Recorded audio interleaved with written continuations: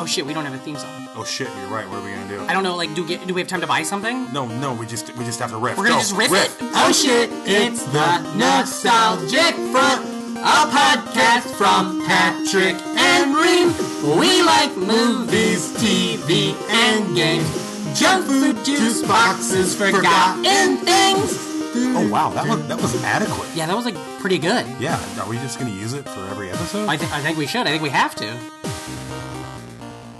Thank you for listening to the Nostalgic Front. I'm Patrick Hasty. And I am Brandon Ream. How is it going, Brandon? Well, Patrick, it is going fantastic. Yeah, baby. Fantastic. Yeah. You feeling good? Always. Yeah? Uh-huh. You had a good week? I try to. Yeah? Yeah. What do? You do anything old? You get into only old bullshit this week? I've been listening to little bit too much synthwave. Synthwave? What is Synthwave. this? Who? What bands are we talking about, or artists? I think one of them's called Max Murder. You think one of them's called? You're listening Yeah. to a bunch of... You're just putting it on? You don't even... Well, I got playlists. I'm not... okay, yeah. It's more genre-driven than Genre, it is yeah. artist-driven. Sure. I know I can name Laserhawk. Laserhawk is good. Laser Wolf, well, that's from Fiddler on the Roof. That's a different thing. There's somebody called Laser Wolf. Yeah, and it's... Fiddler... I think nobody talks about it, but I think it's just because it's so overdone. But yeah, there's a main character in Fiddler on the Roof named Laser Wolf. Do they even have lasers? I don't think so. I think it's just a name. I think they took it from him. Wow. I don't know who wrote it. But anyways, Laser Fox, is that what you said? Hawk. Laser Hawk. Laser Ooh. Hawk. Is that a guy? Is synth pop like one dude with like a... I don't know what synth pop Remember is. Brad... Synthwave. Who's our friend from Des It's Moines? kinda Brad like- what? Remember Brad? Brad Gilbert? Yeah, no, not Brad Gilbert, but Brad Gilbert's a great guy. No, Brad that does the albums, the music with the thingy. Oh, yeah. The little... Is that a synth pop? I don't know, like John Carpenter? Fuck, I don't know. You know, all of his musical scores? Yeah, that's all synthwave? Yeah. So it's a lot of stuff like that. And what is that? Is there lyrics? Or is it Typically, just no. music, Some just- of them have lyrics, but And that shit just gets you balled up when they're out there. no, it's kind of chill when you're half awake Yeah. on your train. You know, I always got to get my weird instrumentals on my train rides. Yeah, I can't. I still have to just have. I need the lyrics. I need that to push me. Even if I'm in something where there's too long. You think of your own lyrics. I was trying to listen to some Metallica, the Ride the Lightning album, and it's just like, fuck, man. Like, say something, James. You don't always need Kirk in there for fucking 8 minutes. I want to hear. He says a lot about He says capital that. punishment. Yeah, you're right. He does. Wait, is that a thing? Yeah, because people are like, yo, James Hetfield, is capital punishment bad? And he's like, yeah. Okay, I gotcha. That's for me. If we're talking music, I was listening to some Metallica earlier this week. I listened to Desperado's first album. I never know how to say it. Desperado's. Bright Eyes Guy's other album. I've been listening to that. Pretty good. It's weird when you're like, I still love this album. It feels so fresh and new. And you're like, oh, this came out in 2002. I'm going to die soon. Oh, yeah. Anything else? You got any films? No. I got one. What? Boy, I got into this thing this week. This sci-fi thing that everybody had. I had always heard of it. I've heard tell and reference, but I'd never listened to it, never watched it, didn't know. Dune. Oh. What the fuck, man? Do you know about this thing? Peripherally. Yeah, same thing. Is that a word? I hope so. I think so. Okay. The big book. A lot of books. Yeah, I found the book. A lot of art. I found the book at a coffee shop, and it didn't look gross. It didn't look like it had some bugs in it. So I took it home. I think they have worms in it. Like there are 100%. But it's like 1,000 billion pages or some shit. So I was like, I'm not going to read that. It's Slurm, too, right? Oh, no, maybe. The Slurm storyline, they go to the Slurm thing and find out that Slurm is a nectar from a giant space I'll tell you this. worm, and then the spice that they're all worried about. I picked up some Dune because my girlfriend likes to empty Dune stuff on me. Just tell me about Dune, and I don't know. That's funny because I listened to audiobook half the book, and I was like, I can't do this. So then I found an illegal feed of the original film last night, watched the whole movie, and I think what you just explained there taught me more than taking in all of that other stuff. There you go. It looks great. David Lynch apparently hates it because he didn't get a final cut or something, but it looks cool. I'm like, There's supposed to be another one that super watchable. Salvador Dali was involved with the making of. Yeah, I don't know. there's that. There's also a mini series from the early 2000s they put out. I've picked up a lot of like I said, just like Dune on the stuff, outside. but I don't know nothing about Dune. The most interesting thing was Kyle MacLachlan. He's great. Is I watched the Sting? Sting's great in it too. I watched the whole thing last night. I was like, okay. I had one of those like where you're watching like on a website. You're like, this is just infesting my computer with porno right now or something. So I watched the whole thing, and then I go read the IMDb, and turns out like every other IMDb trivia thing is like the most homophobic movie of all time because they use like the bad guy is like a gay guy who's got like sores, and they say it's like an allegory for AIDS and stuff. And I couldn't find anybody I couldn't find anything where David Lynch talked about that or anything. But it's like, ooh, wow. What? I never heard about that part. I probably wouldn't have put my time in it, you know? And David Lynch is the Twin Peaks Yes, guy? yes. So that's and Kyle he said MacLachlan that's the only connection. movie he ever did that didn't have... Didn't he do Alien 3, too? I don't think so. Maybe. I think that was David Fincher. Okay. That's the Social Network guy. Ah. But anyways, the funniest thing, or at the end of the day, so I spent the whole fucking week trying to get into Dune. Finally was like, whatever. Today, flipping through the channels on the goddamn TV, BBC America's showing Dune all afternoon. So my wife's like, isn't that thing you almost bought? Normally, BBC America's programming is Sans Dune. Sans Dune? What's that? No Dune. No Dune. Oh, it's also a lot of times Star Trek The Next Generation, which Patrick Stewart in Dune before Star Trek. Also, Al from Quantum Leap. I love how bald Also in Dune. young Patrick Stewart is. Yeah, he looks great. Yeah. He has a mullet in this fucker. Bald mullet? Bald mullet, Bullet? bright blue eyes. Oh, God. So that's what I've been up to, Duning it up. Hell yeah. What's it? We take a break, bring in our fantastic guest today. Just out there doing it. Doing it well, you know? All right.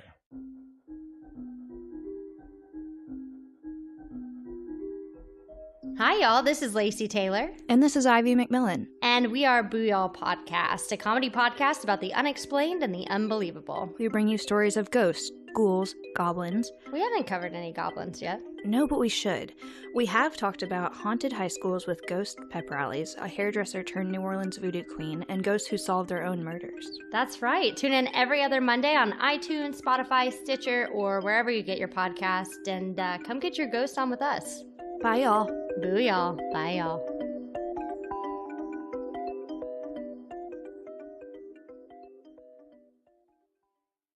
And we're back. Ooh! What a great sponsor. God damn. Hell yeah, greasing them wheels. Yeah, buddy, putting the money in our pockets. It doesn't make it to our pockets, you know. No, but, it's all digital. Yeah, no, it's all online. It's like basically Bitcoin. Putting the ones and zeros in our 1 and 0 pocket. Yeah. Can we start a thing where we only get emails from Patreon if it's people giving us money? They send us emails, hey, happy Valentine's Day. I don't fucking need that from you. It's like when Twitter goes off on your email and you're like, oh, I got something blowing up. Something's It's like, happening. nope. People are liking this post. Yeah, nope.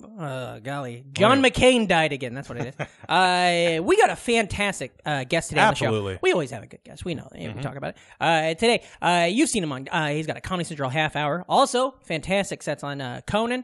And his album, one of our favorite albums of last year, Established 1981. Ladies and gentlemen, go crazy for our friend Shane Torres. Thank you. How's it going, Shane? I'm doing all right, man. Yeah, I'm you doing feeling all- good? Yeah. Good. I'm a little sleepy, but I'm good. Yeah, I like it. Trying to rev up. This is some fucking cowboy coffee. You made it. Yeah. Well, it's the old last of the jar where it's like you either put back a bullshit amount Yeah, so or it's you got a- just go for it. It's got a real kick in the Yeah. kick in the ass. And then it's Yeah. it's in a gritty glass too, so that yeah, just yeah, doubles it's very, down like, on yeah, that. you're just like it's bordering on like a smoothie texture. So, Yeah. yeah. That's I It's can't. like when wax becomes like right before it becomes solidified again. Oh, I love that. Yeah, that's Yeah. a good feeling. You That's pour that on about your the hand. Consistency we're dealing with on this coffee. I'm a dipper. What's that? Dipper? You put your hand in the wax. yeah, yeah, and then yeah. pull it out. And then Yeah, I do that too. You let Yeah. it- I still do that, and it's fucked up. It's a like and it's you know what the sensation from it's not that great. no, but It's it's not like bad. it's the There's something satisfying about peeling it off. Your and tip. every once in a while a good candle wax will peel off just right, and so you get like a bust of your finger or something. Yeah. you know? Yeah. That's But what then I most of like. the time it's just like a gross mess, and your hands all Yeah, like you're waxy. trying to make a cast or a mold. Yeah, that'd be great. My wife, when we were in Pittsburgh, she went to a a make your own candle place. Oh yeah. And so she made her own, and they're really cool. And she got to pick her smells and shit. I don't know, but we bought because we have a cat, so we don't want to light them. So we bought one of those heater things to set it on, so it gets the smell, but it doesn't start a fire. And I saw that one day, and I just put my hand in it, and those aren't made for... They're like homemade candles. They're not made for that. So I just got fucking gross wax all over the table, all over that heater thing. Yeah. And I just fucking finally just threw the thing away. I was like, I'm sorry. How do you even go back to Pittsburgh, you know? Where are you from? Fort Worth, Texas. Fort Worth. Yeah, you got a little bit of a drawl. A little bit. Does it come and go? Yeah, and I kind of, like, on stage, I lean into it a little bit. Yeah. Just because I feel like it helps people pay attention and stuff. Yeah, But, yeah. like, if I'm tired or I'm drinking, like, it definitely comes out more. Sure. Because, somewhere, I'm usually, like, in between where I'm at right now. And then also, like, on stage, I'll get all, I don't know about, I get fucking upset. It's almost like you're doing... When I get upset, my voice gets, like, higher, not angry. Sure. So... Yeah, but it definitely does come and go a little bit. I feel like I'll do that. Not that it's necessarily an accent, but when I'm on stage and I'm ramping up, I feel like I'm just doing an impression of my dad, kind of. Yeah, like his lilt and his that's kind of what I feel like I get into because it's safe. No, I think I'm just normally right about here. Yeah. But sometimes I'll do I hang on. It's certain letters I will hang on or words I'll be like that's fine. Or fine. I mean I enunciated it there a bit. Sure. But be like fine or what. It's just weird. Eyes are hard for me. Yeah. Hard. That's for me. Life is tough, and we're all working together to get through it. But so I have a touch of a draw. I'm self-conscious about it. No, as Iowa boys, we can't do I's worth of shit, and they turn into E's. Yeah. Like milk and pillow. Yeah. Is that the Iowa accent? Yeah. Iowa's accent is so weird because it's kind of we're taught our whole life that we have no accent. Because CNN, that was the thing they used to always say was that CNN broadcasters would study the Iowa accent or the Iowa accent because the transatlantic because there's accent. There's Nebraska too. Nebraska's similar, yeah. But then every once in a while, when I spend time here or I spend time with friends who have accents and I go back, I'm like, oh, you fucking talk away.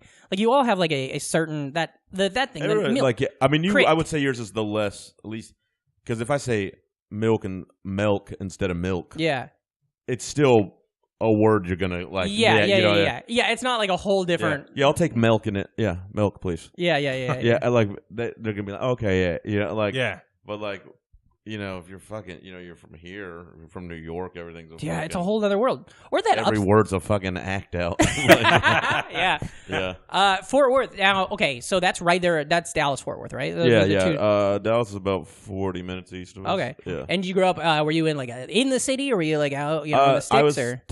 Technically, I guess I was in the city, but as a school zone, we were zoned for the Crowley School District, which is kind of like a dumpy little town, but it has a wide district. Okay. But it's south side of Fort Worth, so technically I guess it's a suburb of Fort Worth, but not a town. But not like a tiny little Texas Fort town. Worth, but it is a suburb of Fort Worth. It's not named anything. Sure. I'm from.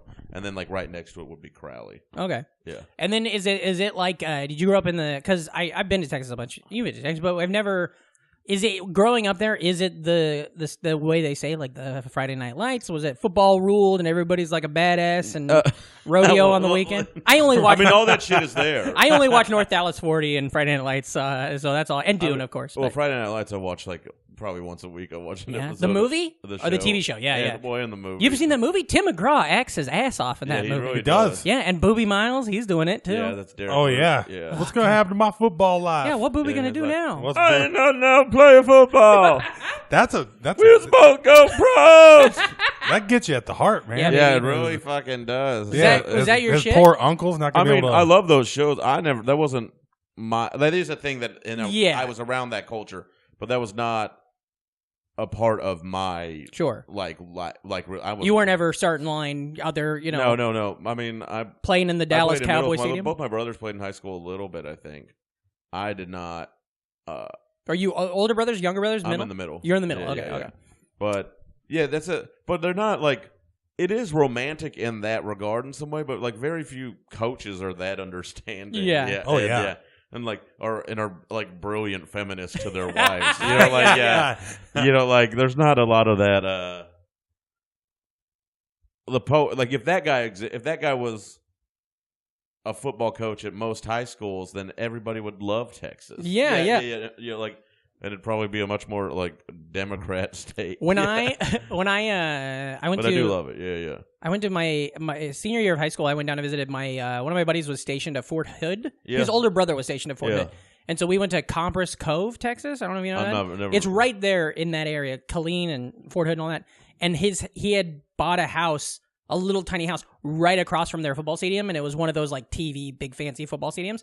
And when we would be like grilling in the backyard, you would hear their football practices, and it was just like a class in how to be homophobic. Like all the coaches were like, and this was like 2001. Everybody used the word fag. Everybody constantly just screaming the whole time, and we're all like trying to grill out, and we're like, those are kids too, right? Those are just children over there, like us, right? That's a motivating factor. Yeah, they throw their heart on them, man. Yeah, even like the bad schools are like mean. Mm-hmm. Yeah.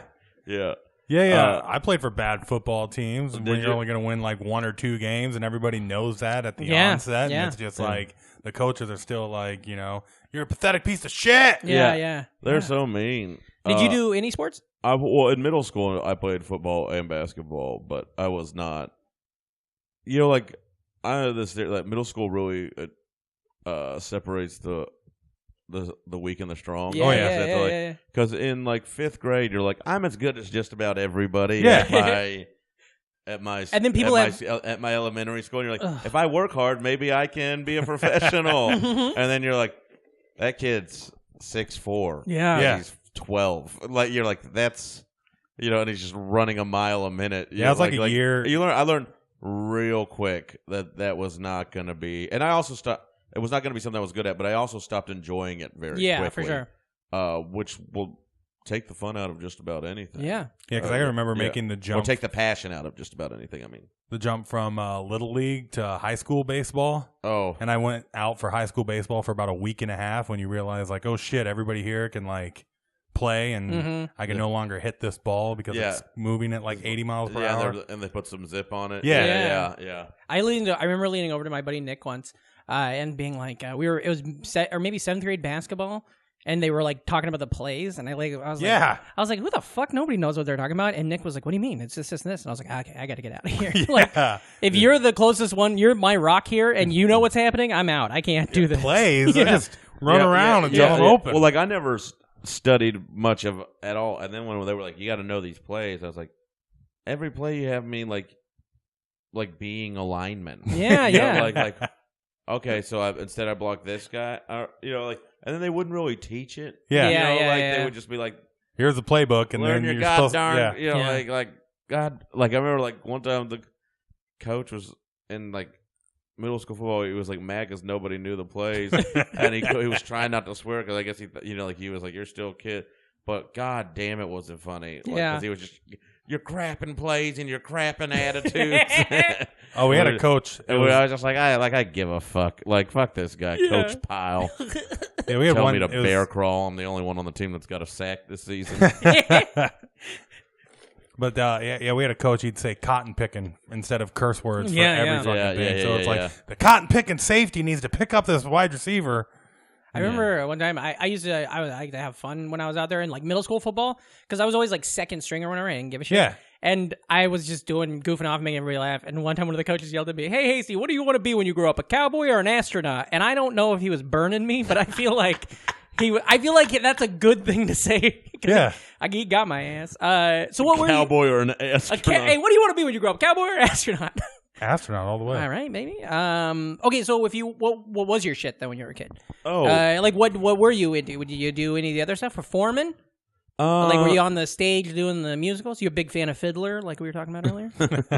I'm trying to think like what some of my. I was a pretty solid. I had friends, but I was a pretty solitary child in a lot of ways. Like I liked. When I was very young, I read a lot. Really? Books? Yeah. Whatever you're putting from. My mom was a big reader, so I just kind of like picked up on it. Mm-hmm. And then I remember one time I was in class, like 4th grade, and the teacher, like what she wrote on my report card was that Shane reads too much in class. Whoa! And I really feel like that had some kind of damage on me. Yeah. But what she meant to say was like he's reading recreationally instead of doing work. Yeah. And I was like, I never liked school, so I'd like to enjoy reading. So I would say like anything that involved like I liked TV a lot too. Sure. Like, but so anything with a continuous narrative, I really I was obsessed with Saved by the Bell. yeah. Oh yeah.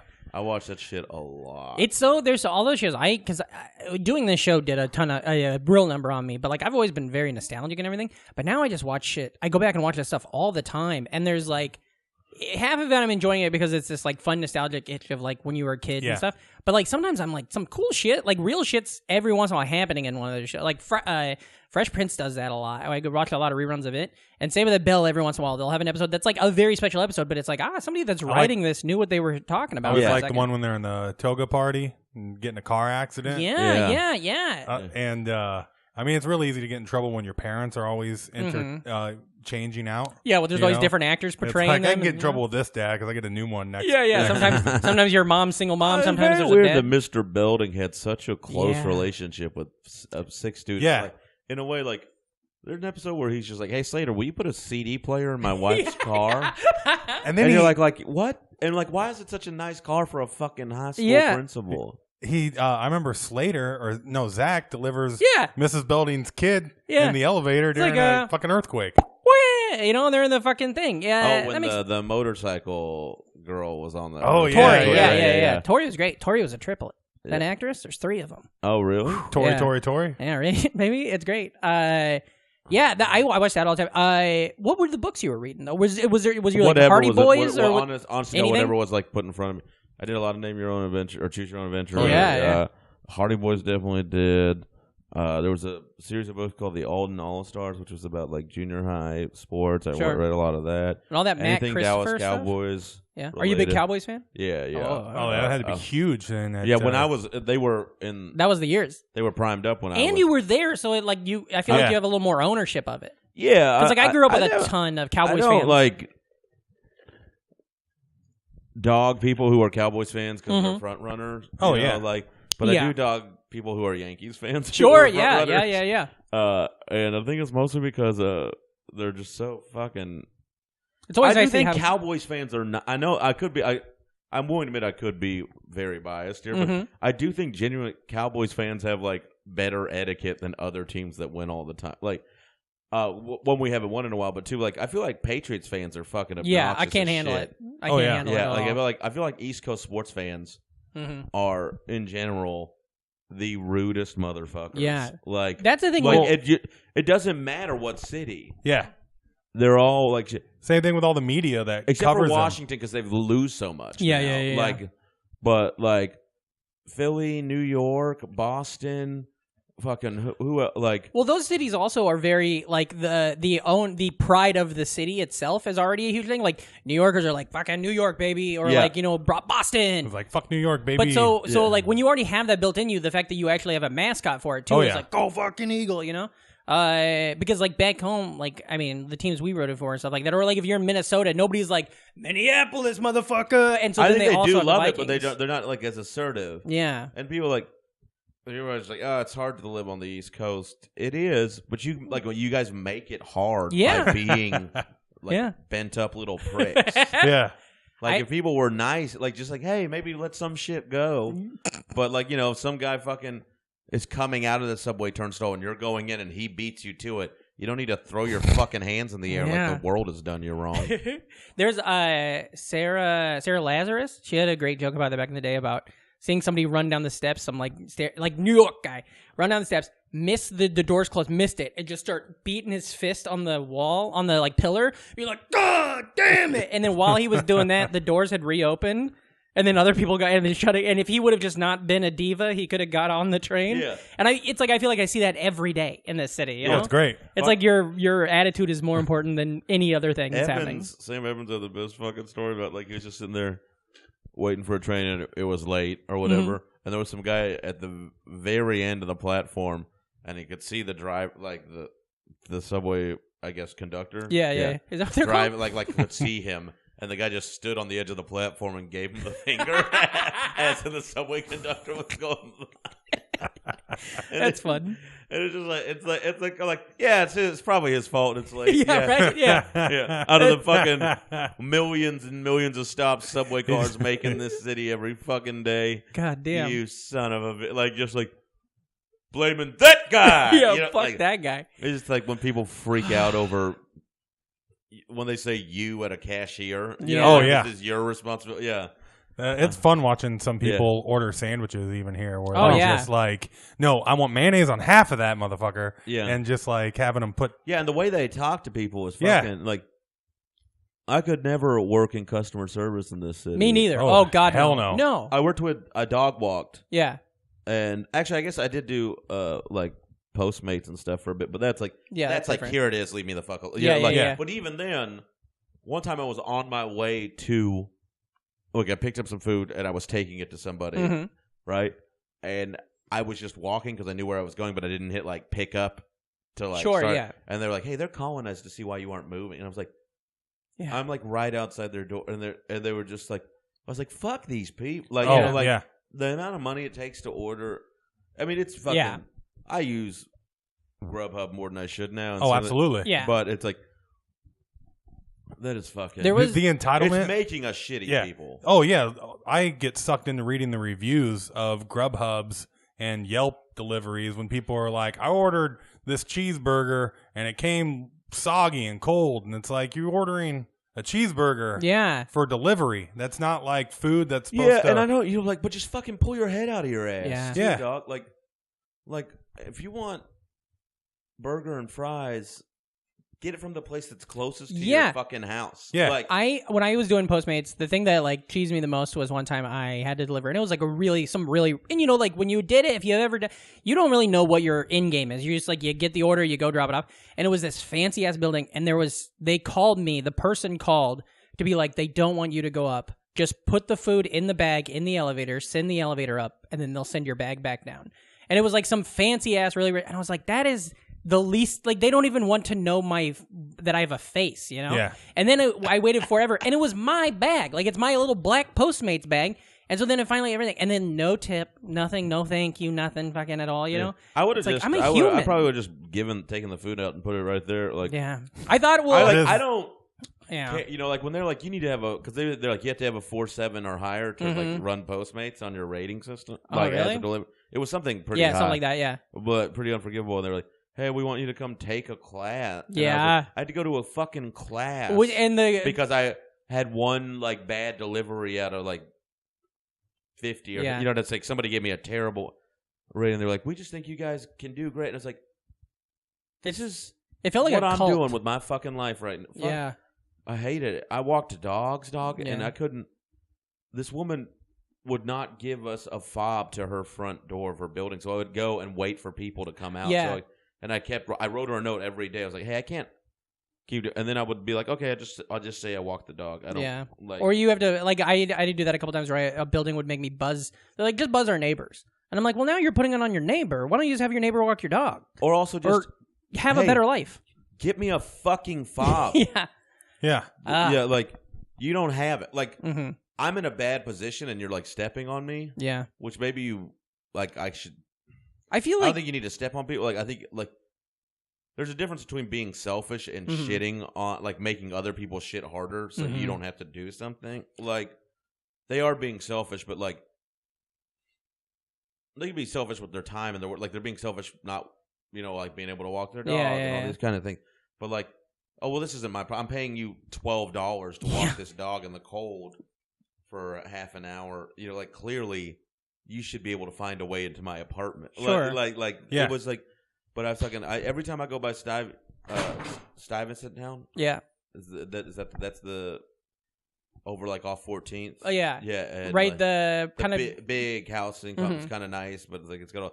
Every time I go fucking by there, I just think, fuck that fucking Yeah. woman. Like I'm still so mad about it. I started like, Yeah. I would leave fucking floaters in her toilet after a while. Like I fell asleep one time when I was dog walking. she had like 3 roommates. I was like, she doesn't know it was me. Yeah. I feel like I got lucky when I was dog walking. I always had good people, but I also, the company I worked for, you had like a meet and greet with them beforehand. So anytime I thought somebody was going to be like trouble or shitty, I just would say, oh, I don't want to walk their dog. But one time, like I had to walk a dog like at 11, and then I had to go back at 3. And usually there were walks in between, but one time there was just nothing. And so I was just like killing time, and I was sitting down to some, but anyways, I fell asleep. And so I slept from like 11 to 1 just in these people's like living room, like in their living room on their couch while the dog was in a kennel. And then I wake up and I have no concept of what time it is. I don't know what's going on. And then I just left for 5 minutes, got food, and came back and walked their dog again. Oh, but wow. It was like if they would have come home, I don't know, like I can't imagine how embarrassing that would have been to just be sprawled out asleep on somebody's couch. Yeah. But they were, I don't know, they probably can't Some handle people are waking up. nice too. Like I didn't have the one worst dog. people. I I was had good terrified of it. I thought it was gonna like bite me or something. Was it a scary dog? It was okay, but then I couldn't like figure out what its fucking issue was. Yeah. And then I was like, I called him and was like, hey, I'm not trying to be, but your dog is like, I don't know what it is. I don't think I did anything, but you know, like I'll call my boss and all that stuff. But like, I just want you to know I'm not gonna walk your dog today because I'm afraid it's gonna bite me. And she's like, okay, I'm sorry. She's like, don't do that. And I was like, and I felt bad for her because it was like clearly she thought she had a problem handled. Yeah. So I have some sympathy for that, but it's just like there's one of those things, man. And I was like, it was like I thought it'd be honest to God. I remember in that interview, I was like, I think it's be good for me to be around dogs right now. Like I was like when I was interviewing for that job, I was like, I think this is like a thing I need to do. Like because I don't like I want to work and make money, but it's just also very important for me right now to like be at peace, be happy, and dogs are supposed to be happy. Yeah, and at peace. and it was like, and I remember I was walking so many dogs at one point in walking sets. I was like literally walking like 15, 16 miles a day. Yeah. And my feet would be fucking killing me. It's a weird, when I first moved here, before it was the first job I did was I walked dogs, and I didn't have any money at all. My wife was still living in Iowa, and I was like sleeping on a floor. I had no money, and I walked holes into my shoes, and I couldn't afford to get new shoes for a week. So I would rip cardboard, on the street when people throw out their cardboard. I'd just rip chunks of cardboard and put them in the bottom of my shoes. I was like 30. Living in New York, I had I've been to college, and I would do that all the time. But goddamn, did you have pets when you were a kid? Yeah. Were you like do you used to like being a dog guy? I'm a big I love dogs. Yeah, like I love your dogs. Shy from when oh yeah, oh yeah. And I love them. I don't want the responsibility one until I can actually do the right job. Yeah. Because I love pups. I love playing. I just like want to fuck. Yeah, other people's dogs are the best. Once you gotta start doing this shit. I just get so fucking tired of like the responsibility. Like my roommate's got a fucking cat, and it's fine. Yeah, it's fine. But she's going out of town for work. Jane, you guys know Jane? Yeah, right? yeah. Harrison. Yep. Yeah, it's a comic and friend of the show. Yeah. But she's just like, hey, will you feed the cat tomorrow night and Tuesday and Wednesday morning? And I'm like, yeah, because you feed your roommate's cat. Yeah. But I fucking do not want to do it. Mm-hmm. Like the cat is fine. I'm like used to it now. And it's just I don't like. I'm like, you got the cat. Why am I? Yep. I feel that I fucking get so, and I hate the smell of wet cat food. It makes me gag. Oh, 100%. We're right now we're watching Kathy and Nasser have a cat, and we have a cat. We think it's gonna be easy. We go check on their cat. It's fucking wet food, and then my wife's dry heaving in the kitchen the whole time. You know, it's just it's a different thing. Get your shit together, cat owners. Yeah, and just I hate, and it's the neediest fucking thing in the world. But yeah, I love dogs. I love dogs, and I like a pup who's like big and will just lay down with me. Yeah, Yeah, I'm like, get up here. Yeah. I can't go to bed without Shy hopping in immediately. Like if somebody goes into the bed and lays down, she's like, I'm going in there too. She's a little spoon all the time. Yeah. And she's a big ass little spoon. Oh yeah. Yeah. She's a thick pup. Yeah. That's how our dog Murphy, he sleeps under the covers with us, which is what we've always done. And we're fine with that. I know people he burrows in there. Yeah. But like one time we went out of town, we had somebody dog sitting and we forgot to tell them that. And so we got a call like at midnight. They're like, I don't know what's wrong with him. He's just in the bed. He's just digging. We're like, oh, he's once under the cover. And she was like, oh, hold on. Okay, yeah, he's under the cover sleeping on my feet now. Okay, cool. But she thought he was like having like some sort of like anxiety or something? Yeah. It was just like, he was just trying to get under that fucking top blanket. Gotta get under that blanket. Yeah. All of our dogs were like, we just found them. Yeah. When we were kids. Yeah. You got good names? Killer, Wolfie, Hershey. Damn. Frank. What kind of dog was Hershey? And what was Frank's deal? How did he get in there? Hershey was just like a black labby kind of wine. That's what I figured. Yeah. Wolfie was just kind of like probably That's the first dog I remember having and losing. Oh yeah. And Whitewood Spot. I don't know what kind of dog.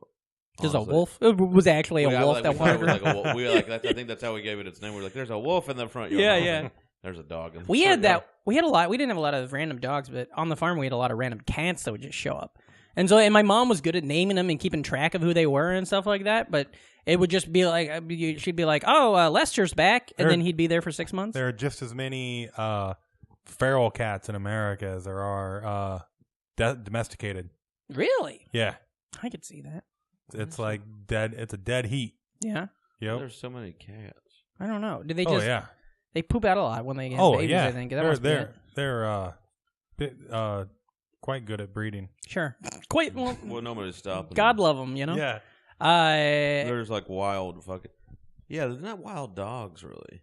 There's like coyotes or like other types of animals like that though. Yeah, like. But like if you ever kind of things that are like I guess they're like.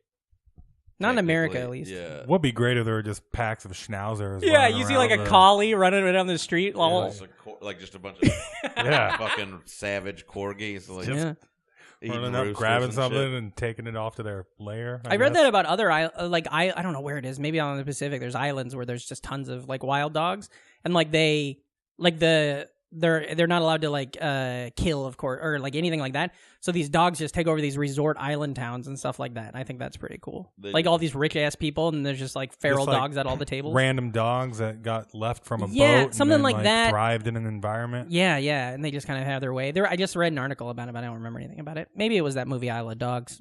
You know, I might have seen that. There was a little pilot in it. Where was your childhood vacations? Did you guys have reoccurring? Oh, baby, every year, yeah. Midwest big cities. Oh, yeah, that was St. Louis, Chicago, anywhere that was like within 4 hours and had an amusement park and a baseball stadium. Yeah. That was our vacations. That's what you guys would do? Yep. We would do, it depended on if we had money or not, because like every year it was like some years my parents had good years, some years they had bad years. Oh, did you grow up on a farm? Yeah, and then like good years we'd go to like the Grand Canyon or fucking Yellowstone. And bad years it's like let's go to Des Moines, you know, and like let's look at the Iowa Capitol and try to make that a whole fucking thing. Yeah.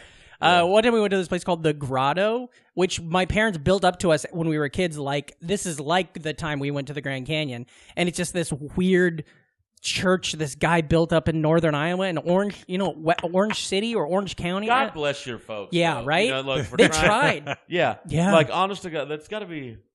Nobody here has kids, right? No, God, no. Jesus Christ. Brooklyn?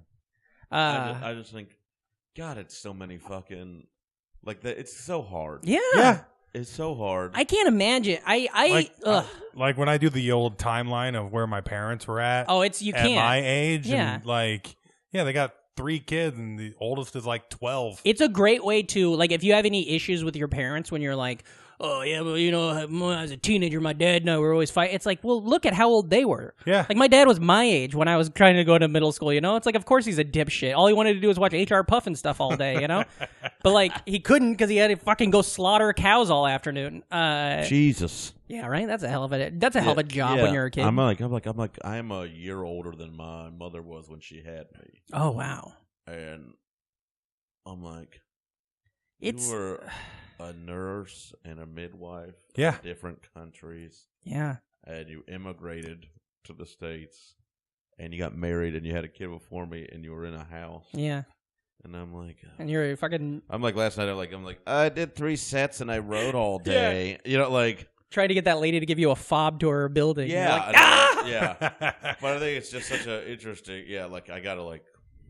figure something out to stay fucking busier. It's so weird about stuff like that too, because that's kind of like becoming even I have friends that I grew up with that like did have kids and get married and stuff like that, but even all of them are like living in like a different, they're not the same as my family. Yeah. They're not the same as like our parents were, but maybe they are, and I'm just older and don't look at them that way. All of our friends are these millennial adults that are having kids like to a degree more than other generations responsibly. Yeah. Where they have a little bit money saved up. Yeah. And they're a little bit older. Yeah. You know? Like putting out kids when they're like in their 30s. Yeah, you don't just have a family right away. Yeah. Yeah. That's like my mom.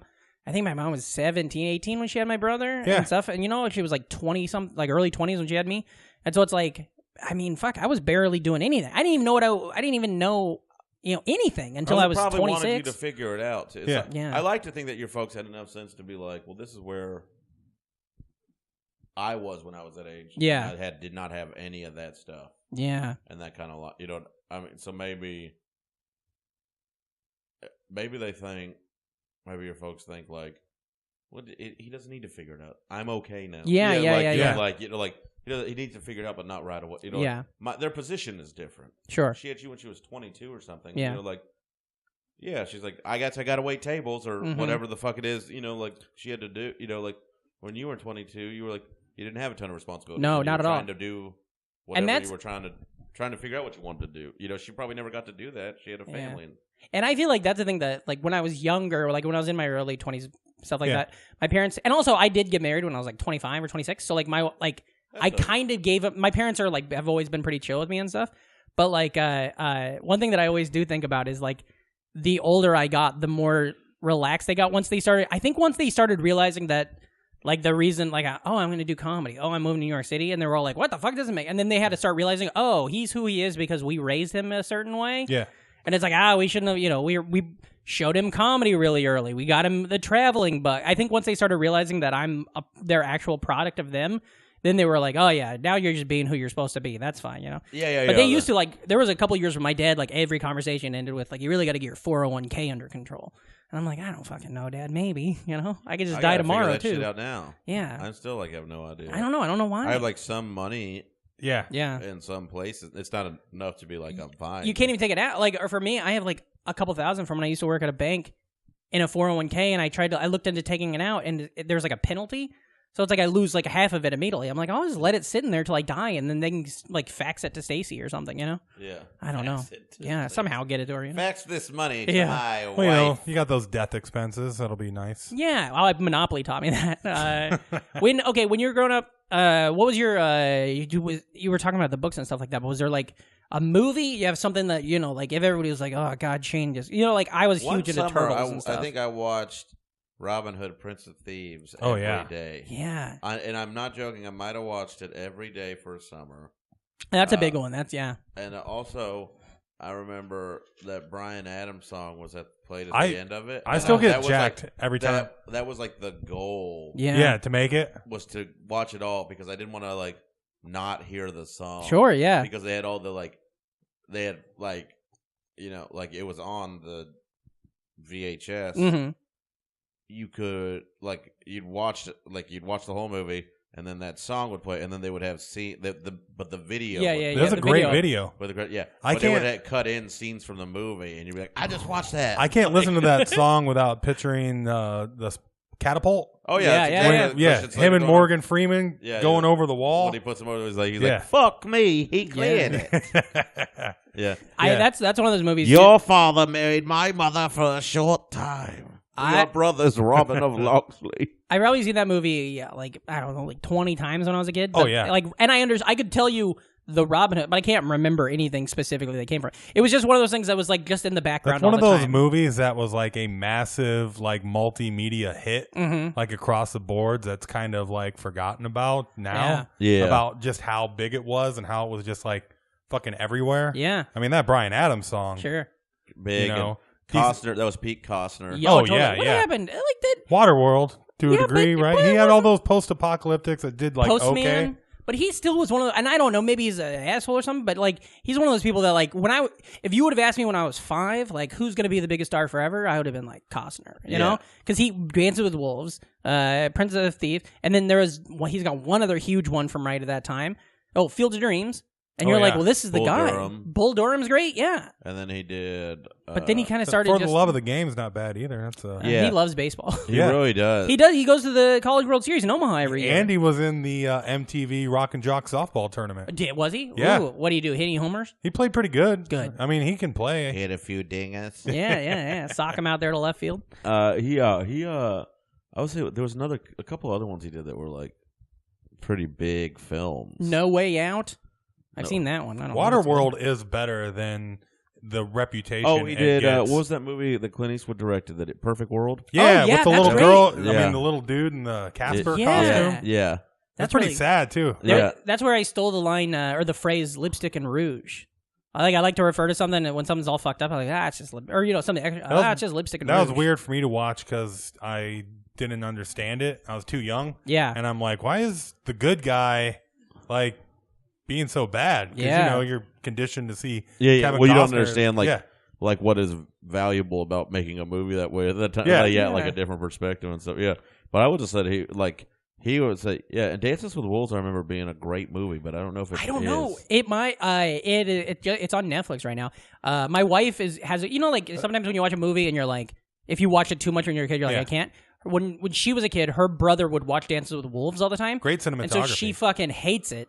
And so it's like, well, I'm not going to fucking watch this whole thing by myself. I don't give a shit. I think a lot of people love Dances with Wolves because it took like 2 weeks out of history class. Yeah, to put it on. In their life. That's a big part. Yeah. Like that was like that is such a fucking weird thing that they're like, this is a kind of a thing I can show you and call it learning. Yeah. That's what our schools. And then everybody loses it when you see Costner's butt. Yeah. There would be or they try and fast forward and you'd be like, you holding, don't worry about that, Miss Reynolds. We getting your old mushy tushies. A history teacher was so easy back then, like because in the spring or in the fall you just learn about Kennedy, but like not anything specific. It's just like and then November's gonna happen and we can all come when he dies.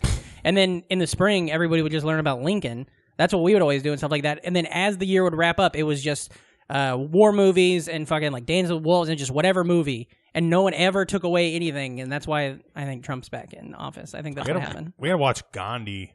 You once, go Gandhi, and I think I fell asleep for years. Yeah. I think I fell asleep for most of it. Sure. Yeah.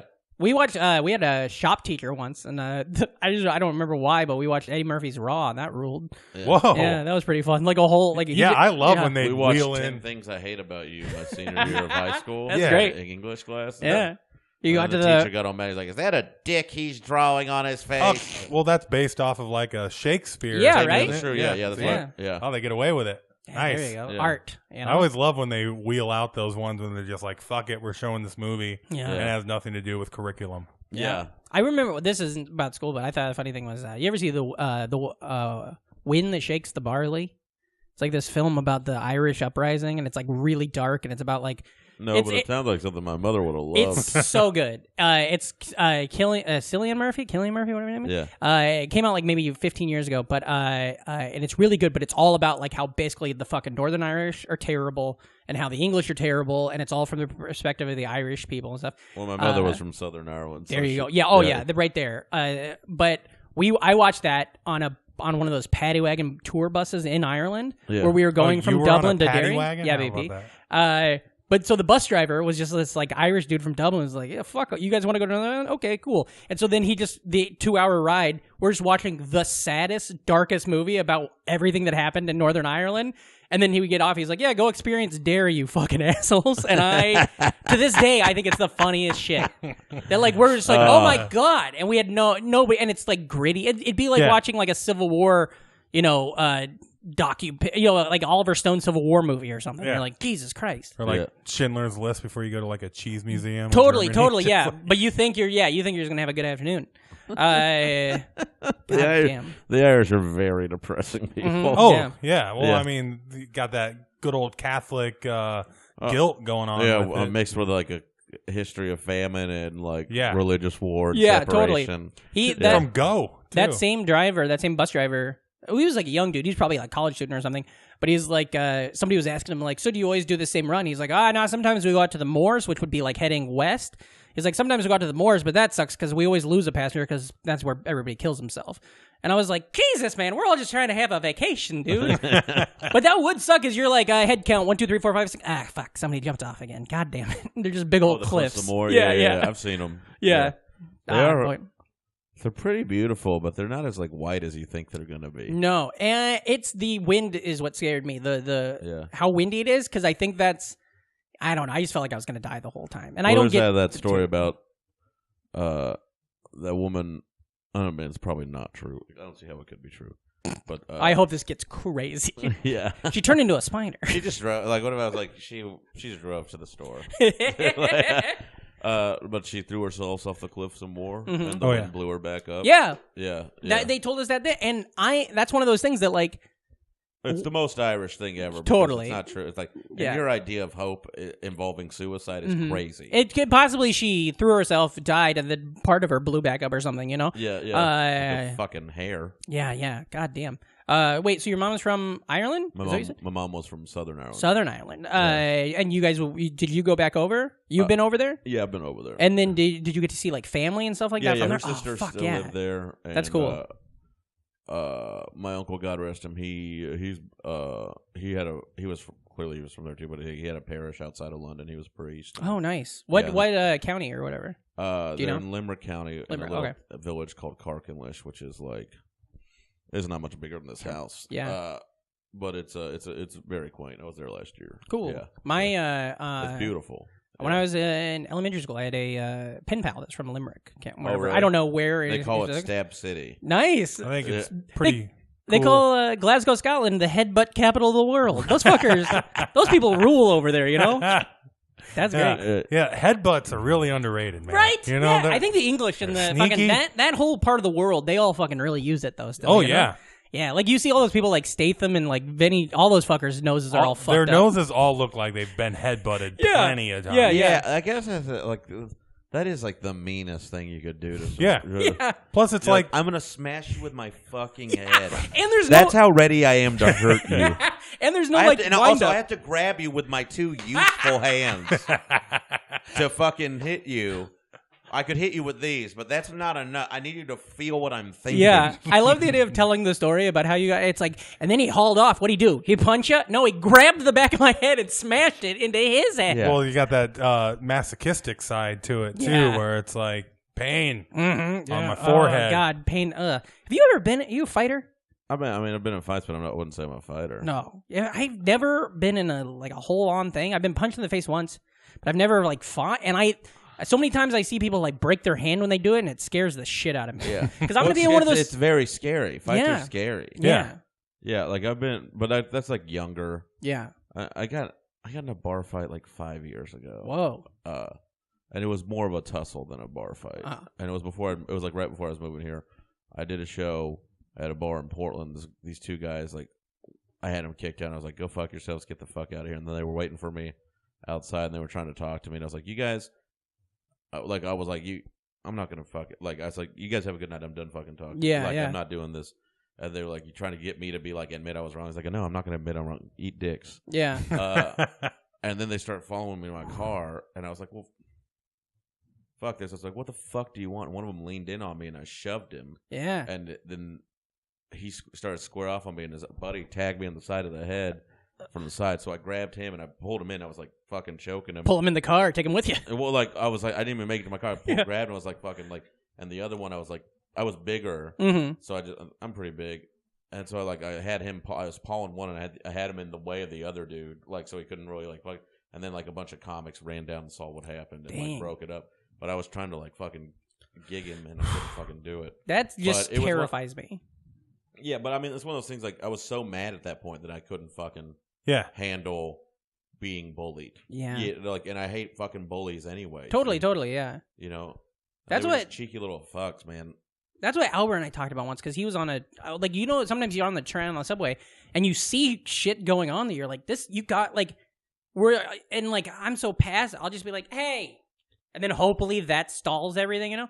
But like Albert Kirchner was on a train once where he had to actually like say something and get people got in his face, and nobody else is backing him up really because everybody on the train's that way. Yeah. And I feel like that's what's going to happen someday.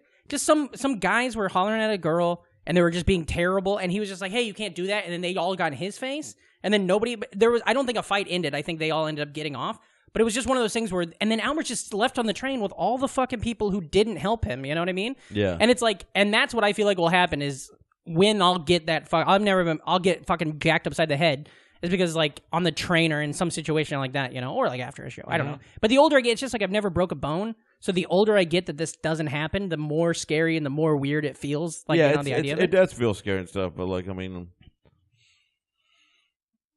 I think you pick your spots kind of, you know, like, you know, you're like, well, fuck, if I could get, it's like, I'll be fine if I broke my hand hitting someone, I would still be, it would be terrible and suck, and it would cost me money and a lot of things, but it wouldn't like ruin my life. Yeah. You know, like I would just have to like, I'd be frustrated at times and stuff. Sure. That is one of the scary things here, though, is the stranger involvement. Like, I've had a couple times, too, where you're not sure if you're going to have to, like, be like, hey, what the fuck's going on here? We just had an argument in the building? In the building the other day. And got up and ran and opened the door. And, I mean, it wasn't what it sounded like, but still. They're reading still lines. had to open the door and be like, what the fuck? Yeah. I don't know. That kind of stuff. I don't know. I've never been. I was punched in the face by on my birthday by a woman who was just really drunk, and she thought I was somebody else, and she was like, "When was mad this?" At the other. This was when I lived in Boone. I used to talk about it on stage, but she hit me twice, and she thought I was her friend, and she was mad, or some guy, and she was mad, and I was so drunk that I don't even remember feeling it. I just remember all my friends being like, "Yeah, you just got punched in the face by this little girl," and I was like, "Oh, okay." And then the next day when I woke up, like my nose was all fucking like bruised up and stuff like that. But like I was blacked out. So like I barely remember it happening, and I have no memory of the pain, which kind of makes it scarier in my head. But like that's the only time I've ever really been fucked up like that. I don't know. Did you guys, so you had your brothers, older brother, little brother. Yeah. So in the middle, were you kind of like safe, or were you bullied by your older brother pick on you, or what? No, I don't know how that works. My brothers are like pretty tough, scrappy guys. Yeah. Your little brother kick your ass a lot? Yeah, that's fun. My little brother, big dude. Damn. Yeah, so... No, I was like not the tough one in my family at all. Or I'm a pretty sensitive. They were both. My older brother got in a lot of scraps, and so did my younger brother. And I was like, I don't want to do that. Like this is very much. But yeah, they beat the shit. They both were like in the mix to martial arts and stuff. Whoa! And I boxed a very small amount when I was a kid, but I didn't have I didn't like all that shit was huge back in our days. Yeah. Where you could martial arts and boxing, where it's just like you could just fucking tag. Yeah. I don't like my older brother used to beat the shit out of me. My little young brother and I would fucking go at it pretty good. I don't know, man. I just don't. I got beat up on the first day of school, literally. Damn. Like in kindergarten? Yeah. Like Jesus. Troy Clark and Casey Rasul. I was wearing literally wearing a sweater that my grandmother gave me. Oh. And they beat the fuck out of me. They're kicking the shit out of you, and you're like, wait, my grandma gave me. There's a penguin Let me take this off. There was a penguin on it. Hell yeah. And I was like, this is weird that two people are doing this to me. Like, I remember like you guys must really hate penguins. Yeah, so I didn't really have much of a fighter's instinct after that. Yeah, I've been in the fights where I'm still trying to like talk to people and like diffuse the situation, and hasn't registered that but you're doing puns? I'm getting my face punched. Yeah. You know, and I'm like holding two. I remember we got in a little scuffle outside of a convenience store, and like my two friends took off inside, and I'm like holding one guy and trying to talk to the other, and just getting like punched in the face the entire time. Jesus Christ. We had a lot of stuff in college where a lot of my friends were ROTC, like Navy guys. Yeah. And they what were... does that stand for? I don't know. Reserved Officer training something. Ooh, that was good. I had that was cool. Something like that. But they were so they were basically all in college, but in the Navy. And then as soon as they graduate, they go and serve the Navy, but they get to start as officers instead of like enlisted. But because of that, they all had this like, and I love these guys, but they all had this weird like invincibility to them because they were like in the summers, they'd go be on a fucking submarine and shit like that. And then they'd come back and stuff. But what would always end up happening is we'd be at a bar. One of them would be just acting crazy, start some shit. And then all the Navy guys would leave because if they got in trouble at a fight, they would all get, in trouble with the military, with the Navy. And so they'd start shit, and then it would just be me and my buddy Shank left with like people walking over to us. You have a friend named Shank? Yeah, that's his last name, but that's what we call him. And then all these people are like, yeah, your friend's talking shit. And me and Shank are like, well, we weren't doing nothing. We're actually on your side in this whole situation, But like and talking ourselves out of stuff like that. But it happened all the time. Yeah. One time, one dude just threw a pool ball at a bunch of guys and then took out off the back door. And we're the only people, we're at the table where the pool ball came from, It's like, it's fun. Jesus. When you see a bar fight in Iowa and then realize that one of them's like a wrestler and like really good. Oh, yeah. So then it just ends in a half a second, and then the other guy is just like rolled. I've seen it twice in downtown Des Moines. Yeah. Where like they just get rolled up and just like ended. There, So they just like choke them out and then start smashing them? No, it's pretty much like a diffusion thing. They get put in like a half Nelson on the ground, and then they go down. Just like, all right, and then they're done, and that's it. They're just like overwhelmed so quickly by. Oh yeah, I think about that shit a lot. Did you guys wrestle? No, I showed up for like 2 days and realized there were no like turnbuckles, and then I was done. Yeah, Yeah, you know Huracan Rana's off the top? It's like the sport there, right? Yeah, Oh, yeah. yeah. And Yeah. it's also like It's tough. It's real tough. They gotta. Who was a good wrestler was Brooks Wheelan. Oh, really? Oh, Yeah, yeah? he was an Iowa wrestler. And his he won. I think he won like state or something. Yeah, he did and very well. And his brother's team just his won brother's state. a coach, like his a wrestling brother's coach. team just won state in Iowa. That's a sport. They have 2 practices a day, camps year round, like cut weight. all of the best wrestlers. It can't be that expensive a sport, right? No, I don't For think the so. schools, no. Because it's just the headgear and the mats and singlets and shit. singlets. Yeah. Whereas, like, that's why, like, hockey, we always talk about on the show, we never had fucked with hockey because, like, you've got to spend thousands to play a hockey game. Yeah. But like youth hockey, like club hockey. It's the most expensive sport. The poorest kids in our school were always, like, track and then wrestling. Yeah, the track, richest you just kids run. play hockey. Yeah. Because they got to travel, like, the Midwest to Yeah. play against other teams, and they don't. Yeah. I never did wrestling, but my brother did. Was he good? He was fine. I don't think he ever went to state, but he also did the thing. This is a big thing in our family is we do shit late, you know? Like, I think he went out for wrestling, like, his junior year or something. So, like, you know, I went out for track my senior year. He didn't so have the matter. foundation for it. Yeah. And so you're on the team, you're having fun, you're doing the stuff, but, like, then when it comes time to perform, it's like, I'm wrestling a freshman, you know, from another school. But he, I think it did a lot for him because I think he was, like, a nerdy, reading all the time, like, you know, really quiet guy. And I think that being in wrestling got him out of his shell so much and, like, set him up for, like, It's one of the good things pretty about normal life. wrestling is it's kind of a every person sport as far as, like, how it's done in Iowa. Like, anybody can go out and you'll find somebody to, like, match find up a weight and class kind of thing. Yeah. So which is weird. Wrestling it's not a big sport in Texas. Yeah. at well, all, it's not which- big Well, I think anybody that which would is weird because Texas is such a sport, like a high school sport. And I know Oklahoma, it's pretty big. Yeah, Oklahoma's I know those huge. aren't the same thing, but No, they're not. Careful.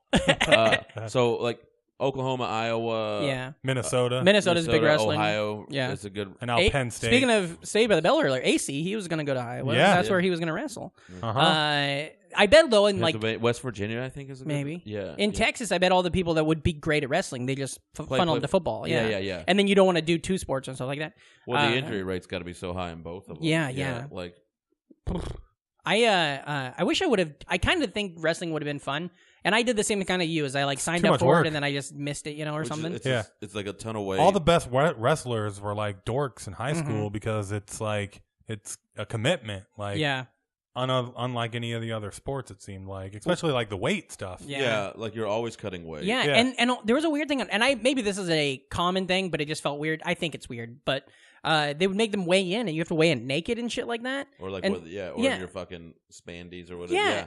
And in our school, my buddy Christian, like junior, senior year, he was weighing in, and so you'd weigh in, and he was naked, and then he'd walk back into the gym, into the locker room.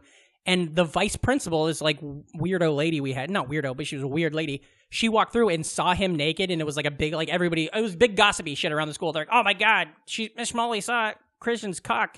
And then when we graduated, like a year later, at the valedictorian thing, Christian's doing his speech, because he was like a great, he's a good student. He's doing his speech. Callback? Had a break. Yeah, had like a pause, and then just goes over to her. Hey, Miss Molly, remember the time you saw my penis? And it fucking crushed. Oh, yeah.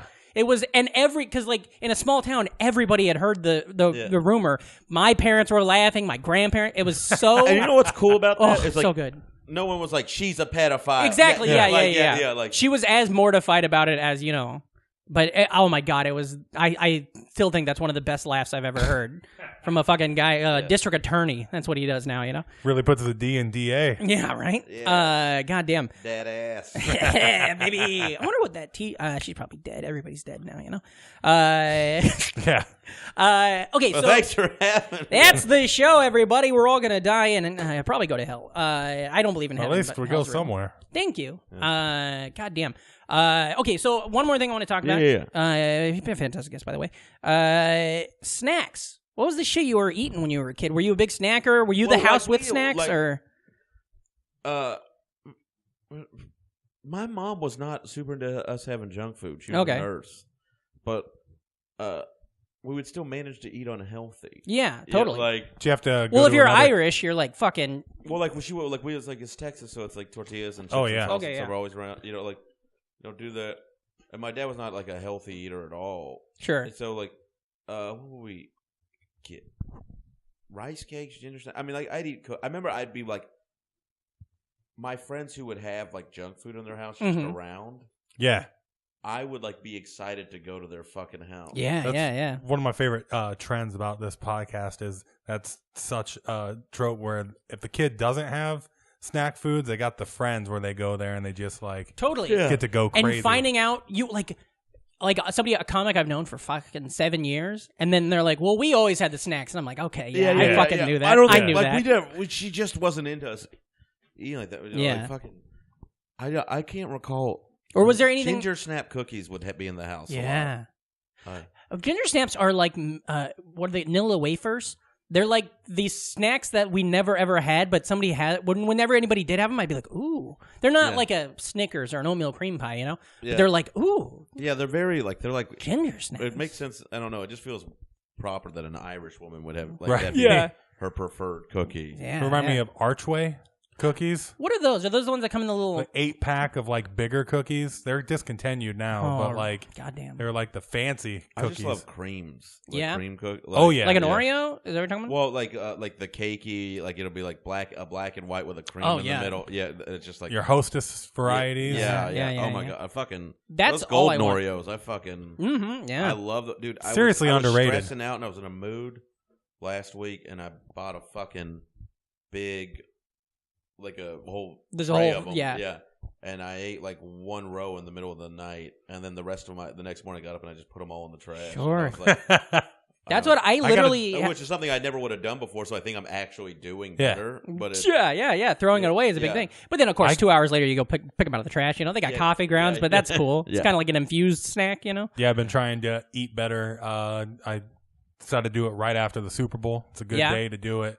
But I had like all my Super Bowl leftovers too, and I couldn't throw them out. I get it. Yeah. I mean, I'm doing okay. But now I'm good. I'm good now. Yeah, I'm still doing better. Yeah, and I'm more conscious about what I eat than ever. Yeah, there's a great bagel coffee and bagel place right around the corner from my house. Yeah, and I was like I want to get them every day, but like fucking Locke's bagel and cream cheese. Yeah, it's like 650 Totally. Yeah, so I had like avocado toast instead this morning. I was like, that's good. Fun. Yeah, it's good. And I'm gonna go like after this. I'm gonna go run. That's why I'm dressed like I think I'm an athlete. I'm gonna go work out after this, and then, then I'm like, okay, I'll just have a smoothie for lunch. You know, like it's one of those things. I'm like, I'm fucking killing myself. I wish I could commit to a better diet, and I can't, so I just do the thing that I just give up shit all the time. So like this year I'm not eating sugar unless it's like in fruit it's fine, you know. But like I'm not eating any snacks or anything like that, which sucks. But as long as I do this on January 1st, it's a lot easier for me to commit to things like this. Yeah, like there's something about dating and timeline that very much but helps. you talking about fuck up, like, and I'll still like some days I'm like I just gotta have a cookie right now. Yeah. Oh yeah. But I think about it more than I ever have. Yeah, that's what's key. That's where I'm at right now too, where it's just like I love garbage so much, man. I went to. I haven't had. I've been off the. Like, the thing that's like you can't out train a shitty diet. I think that's true. And like, I mean, I'm pretty good about going to the gym these days. Like, knock on wood. Yeah. And I mean, I've lost weight and stuff, but like. Oh my God!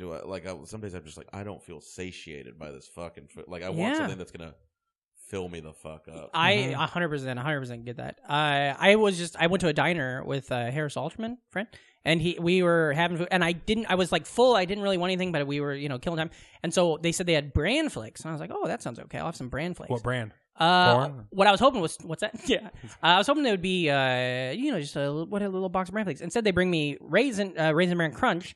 Which I really like that cereal. I ate it a lot, but it's just so much sugar. And I'm like, that's fine. It's like mixed in, you know? Yeah. But then the first bite, it was like, since I haven't had sugar in 2 months, it was like Did you go into shock? Yeah, it was like I had poured like chocolate syrup down my throat. But it was just one bite of Raisin Bran. And I couldn't finish the fucking thing. And that's the thing that like, I don't know, like I think about that all the time. I didn't eat sugar all of 2017.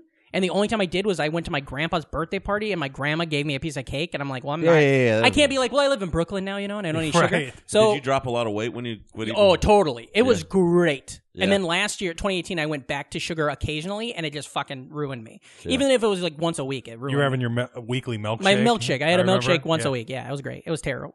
But How much weight did you put back on? not a lot, but I just stopped feeling good. Because I dropped like 15 pounds by the end of 2017, and I felt great, and I felt like I looked okay. And you were not exercising? Never. I've never fucking exercised. I walked in the city, that's it. But and then 2018, I went back to having sugar occasionally, and I put like probably maybe 7 of it back on, but I just don't, I never felt that way again. I never felt that good. The diet is like crazy. Yeah. See, I just like being forced to cook all of a sudden, too. Yeah. Because you can't get by with convenience shit. That's what one of the reasons I ate shitty so often is like through my 20s, probably half my meals came in a bag. Yeah. I worked at a gas station for fucking 5 years. All I ate was gas station food. Yeah. Oh yeah. Yeah. I like last night. I was like, well, I had 3 spots, right? Mm-hmm. And one of them was at a brewery. I was like, I can't have beer, so I just got to do my spot and leave. And then on my way in, I was going to my other spot, New York Comedy Club, and I was like, I gotta eat something. And I went to a gas station. I got one of those little like protein pack things. Oh yeah. It was just like ham, peanuts, and like a little bit of cheese. Yeah. And those are not like even that. No, but at least it's better than like taquitos. It's still you had to think about it before, you know. Yeah, at least there's protein in it Yeah. and stuff. You know, like whereas like the taquitos is just like fat and fried. But I was like, and then I put it in my little app that I have that I use for to keep track of everything. Yeah.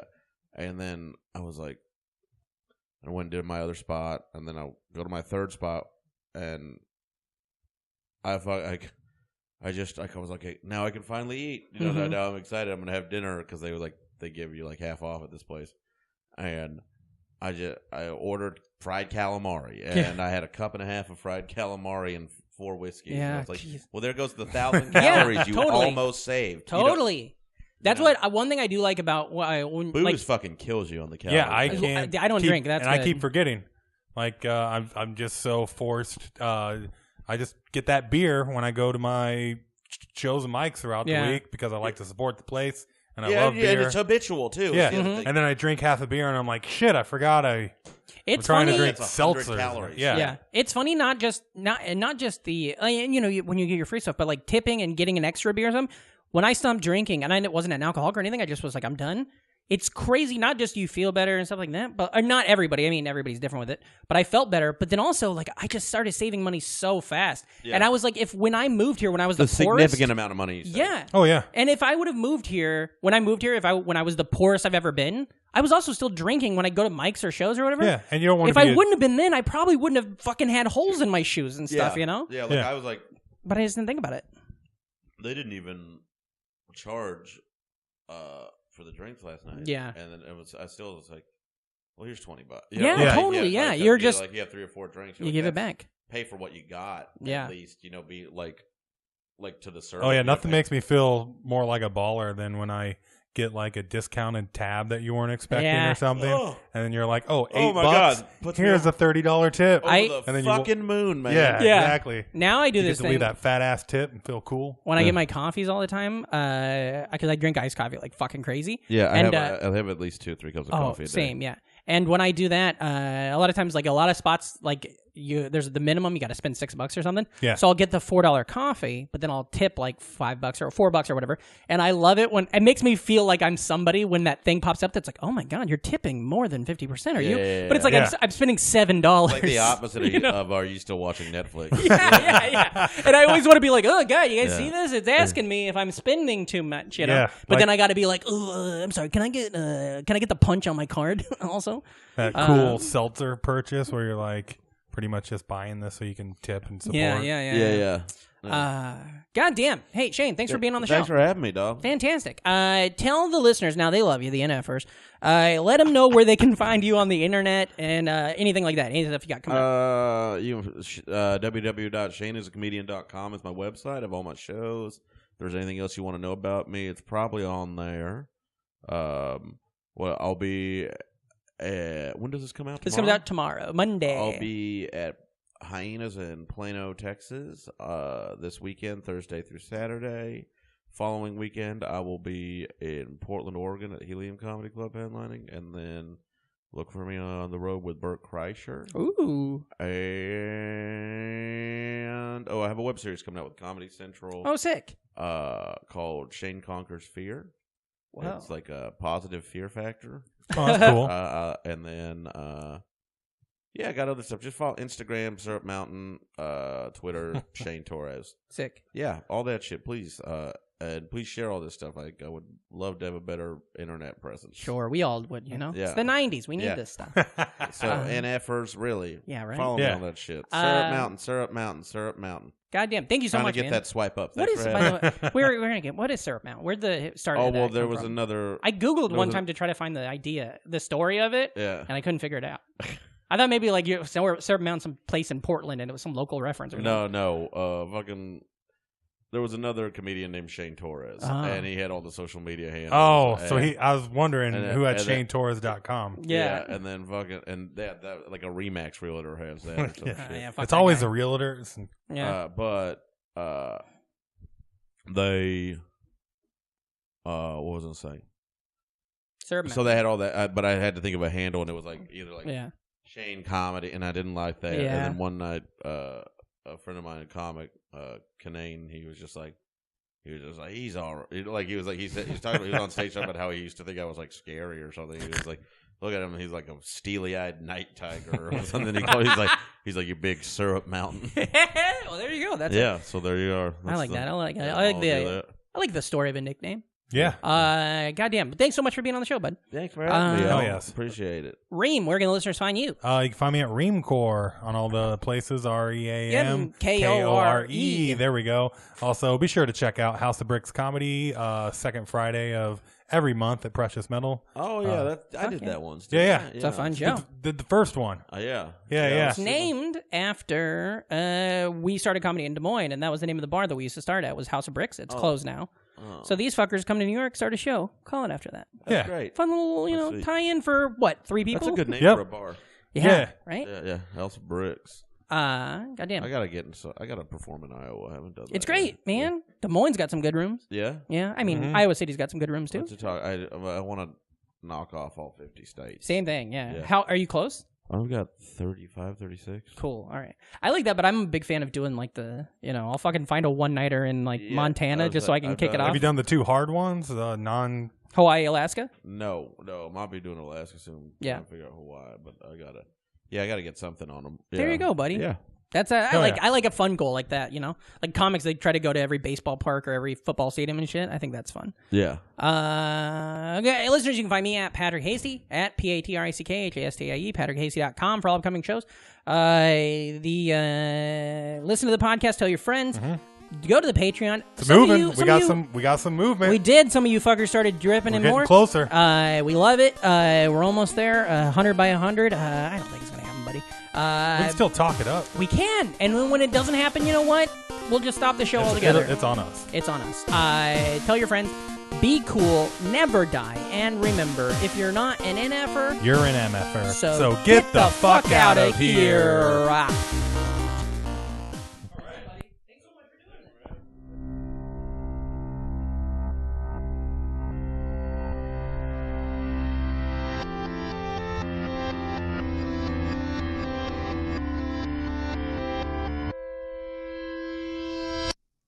Welcome to BrainMachineNetwork.com.